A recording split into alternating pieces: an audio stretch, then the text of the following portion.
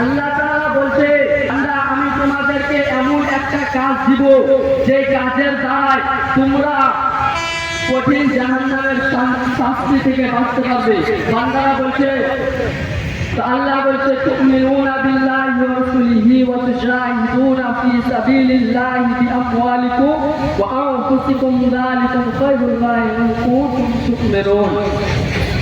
সেই ব্যবস্থাটা হচ্ছে এটাই যে আমি আল্লাহর প্রতি ঈমান আনতে হবে, আমার রাসূলের প্রতি ঈমান আনতে হবে, আল্লাহর ওলিদেরকে ভালোবাসতে হবে, আল্লাহর আলেমগণদেরকে ভালোবাসতে হবে।